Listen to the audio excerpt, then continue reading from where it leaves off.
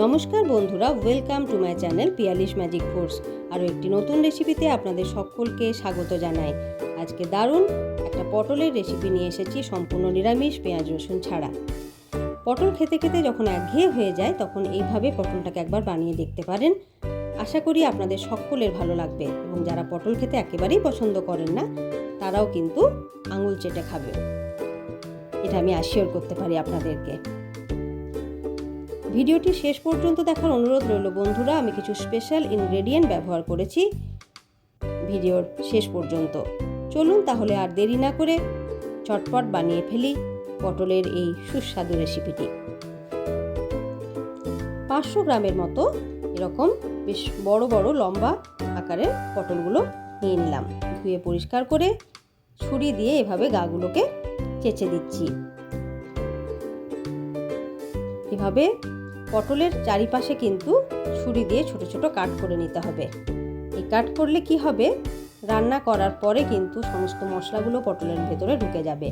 এদিকে বেশ কয়েকটি আমন্ড বাদাম, কাজু বাদাম ভিজিয়ে রেখেছিলাম জলে, সেগুলো এর মধ্যে দিয়ে দিলাম অল্প বেশ কিছুটা পনির বা ছানা, সেটা একটা গ্রাইন্ডিং জারে গ্রাইন্ড করে রেখে দিলাম, একটা পেস্ট বানিয়ে রেখে দিলাম।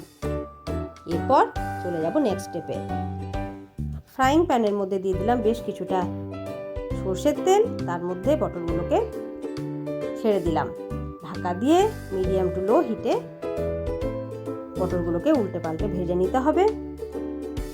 পরিমাণ মতো দিয়ে দিলাম লবণ এবং হলুদের গুঁড়ো।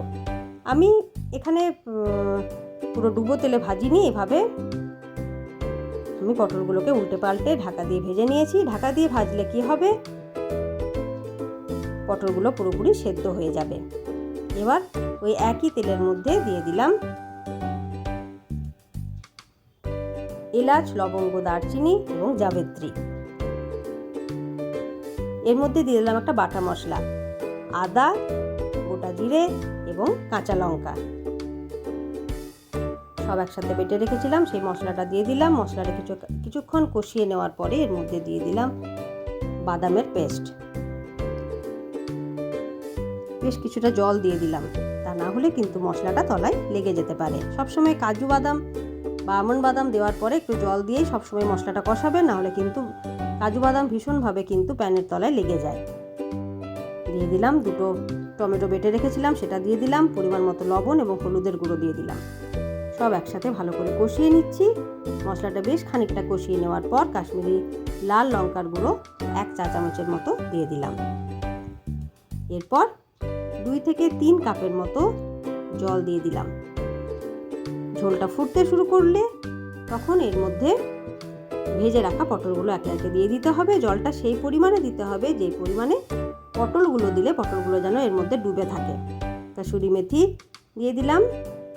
এরপর বাড়িতে তৈরি করে রাখা ছানা, ফ্রেশ ছানা দিয়ে দিলাম এখানে 100 গ্রামের মতো। 1 চা চামচের মতো দিয়ে দিলাম চিনি। এই রান্নায় কিন্তু চিনি মাস্ট।